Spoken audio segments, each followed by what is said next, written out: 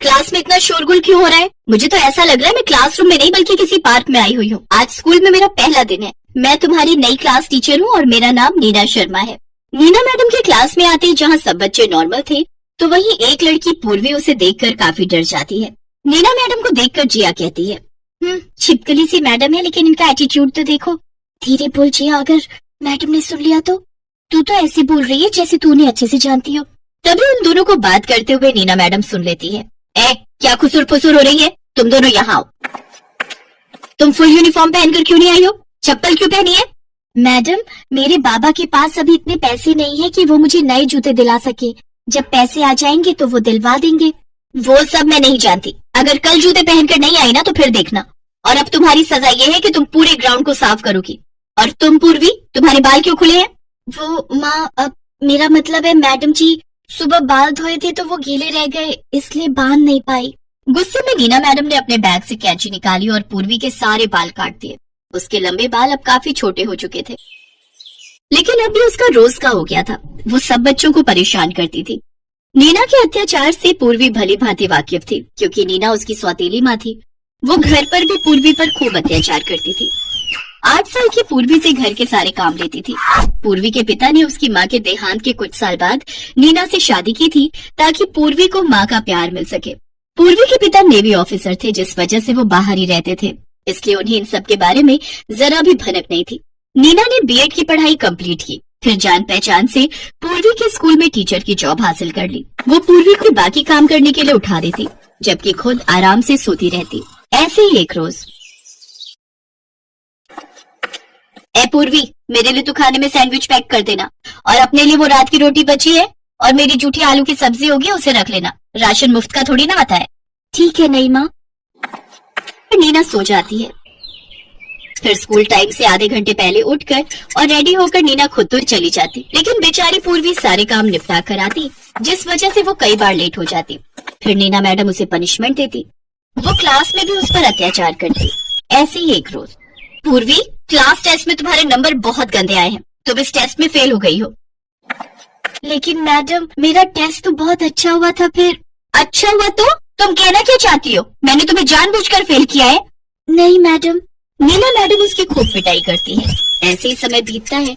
एक रोज नीना मैडम अपनी क्लास के साथ स्कूल के एक प्रोजेक्ट के लिए जंगल में जाती है, जहाँ झाड़ियों से एक सांप बाहर आता है और नीना मैडम को डसने ही वाला होता है कि तभी पूर्वी की नजर उस पर जाती है।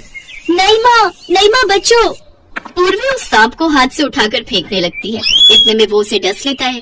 उसे जल्दी से अस्पताल ले जाया जाता है, जहाँ बड़ी मुश्किल से उसकी जान बच पाती है। जब वो होश में आती है तो नीना आंखों में आंसू लिए उसके सामने हाथ जोड़कर खड़ी होती है और उससे माफी मांगते हुए कहती है, मुझे माफ कर दो पूर्वी, मैंने तुम्हें कभी माँ का प्यार नहीं दिया, तुम्हारे ऊपर इतने अत्याचार किए, लेकिन आज तुमने अपनी जान पर खेल कर मेरी जान बचाई। लेकिन पूर्वी ने तो कभी मुझे तुम्हारे बारे में कुछ नहीं कहा। मेरी जब भी उससे बात होती थी वो तो बस यही कहती थी कि तुम बहुत अच्छी हो और उसका बहुत ख्याल रखती हो। मेरी बच्ची कितना कुछ सहती रही और उफ तक नहीं की। पापा, मैं एक बार अपनी माँ को खो चुकी हूँ, अब दोबारा नहीं खोना चाहती थी। अब वो उस पर कभी अत्याचार नहीं करती, बल्कि उसे बहुत प्यार करती। अपनी नई माँ का प्यार मिलने से पूर्वी भी अब बहुत खुश थी।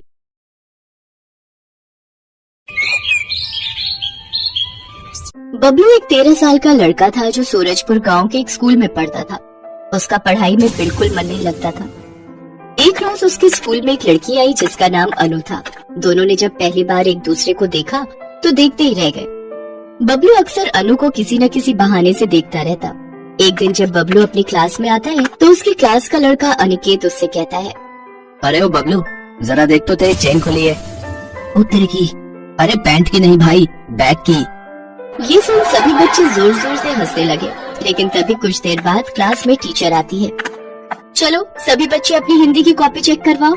बबलू अपनी कॉपी लेकर मैडम के पास जाता है तो मैडम उससे कहती है, अरे ये क्या बबलू, तुम काम पूरा होने के बाद लाइन क्यों नहीं मारते हो? बबलू अनु की तरफ देखकर कहता है, मैडम लाइन मारना जरूरी है क्या? और नहीं तो क्या, नहीं तो कैसे पता चलेगा कि वाक्य खत्म हो गया? बबलू अनु की तरफ देखकर कहता है। ये सुनकर अनु मुस्कुरा देती है।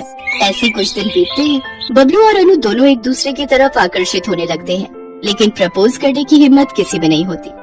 फिर एक रोज, बबलू मैं कल स्कूल नहीं आ पाई थी, क्या मुझे तुम्हारी कॉपी मिल सकती है घर के लिए? हाँ हाँ, क्यों नहीं, मैं स्कूल खत्म होने के बाद तुम्हें अपनी कॉपी दे दूंगा।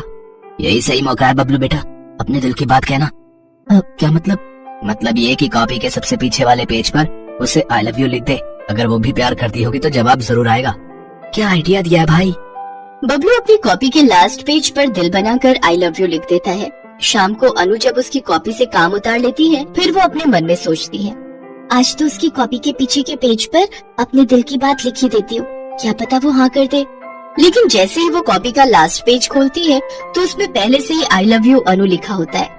ये देख अनु बहुत खुश होती है और फिर वो भी झट से उसे आई लव यू टू लिख देती है और इस तरह दोनों के प्यार की कहानी शुरू हो जाती है। अब दोनों स्कूल में एक साथ रहते, एक साथ लंच करते, घंटों बातें करते और क्लास बंक करके घूमने जाते। फिर शाम को घर आने के बाद भी घंटों एक दूसरे से फोन पर बातें करते। पता है बबलू, आज मैं रोटी बनाना सीख रही थी लेकिन वो सारी जल गई। अनु बेबी, तुम इतनी सुंदर और हॉट हो कि तुम्हें देखकर तो वो जली गई होगी। क्या बेबी तुम भी। धीरे धीरे दोनों एक दूसरे के और करीब आ जाते हैं। फिर एक दिन स्कूल के बाद अनु को कुछ लड़के छेड़ रहे थे। ये देख बबलू वहाँ आता है और उनकी खूब पिटाई करता है। काट कर रख दूंगा सबको, बहुत मारूंगा अगर आगे से किसी ने भी मेरी अनु को छेड़ने की कोशिश की तो। हाँ। अरे वाह मेरे हीरो, जमीन बंजर है लेकिन मेरा बबलू तो एक नंबर का खंजर है। चलो ना बबलू, हम दोनों शादी कर लेते हैं ताकि मुझे फिर कोई छेड़ ना सके। ठीक है अनु, लेकिन हमारे घर वाले नहीं मानेंगे। हाँ तो घर वालों को शादी करने के लिए कौन कह रहा है, शादी तो हमें करनी है। देखो बबलू, कल मेरा जन्मदिन है और मेरे लिए इससे अच्छा तोहफा और कुछ नहीं हो सकता। ठीक है अनु, फिर तुम्हें तुम्हारा ये बाबू तोहफा जरूर देगा। अगले दिन बबलू क्लास में सब बच्चों की मौजूदगी में अनु की मांग भर देता है। तभी वहाँ उनकी क्लास में मैडम आ जाती है। बबलू क्या है ये सब? अनु तुम दोनों को शर्म नहीं आती? ठहरो, मैं अभी तुम्हारे पेरेंट्स को इन्फॉर्म करती हूँ। कुछ देर बाद उन दोनों के पेरेंट्स वहाँ जाते हैं, जहाँ अनु के पिता उसे जोरदार थप्पड़ मारते हैं। साथ ही बबलू के पापा महेश भी बबलू को थप्पड़ मारते हैं। नालायक, पढ़ाई करने में एकदम जीरो और प्यार करने में बनने चला हीरो। बाबा, मैं और अनु एक दूसरे से बहुत प्यार करते हैं और एक दूसरे से शादी करके एक दूसरे के साथ रहना चाहते हैं। महेश बबलू को खूब डांटता है, लेकिन आखिर में सबके समझाने पर उनके पेरेंट्स उनसे कहते हैं, अच्छा ठीक है, हम तुम्हारी शादी पूरे रीति रिवाज से करवा देंगे, लेकिन उससे पहले तुम्हें अपनी पढ़ाई पूरी करनी होगी और पढ़ लिख कर कुछ बनना होगा। हम एक दूसरे के साथ जिंदगी बिताने के लिए कुछ भी करेंगे। फिर दोनों पूरी तरह पढ़ाई में जुट जाते हैं और खूब मन लगाकर पढ़ाई करते हैं। अब वो दोनों स्कूल में एक दूसरे की पढ़ाई में खूब मदद करते और इस तरह दोनों बहुत अच्छे नंबरों से पास होते हैं।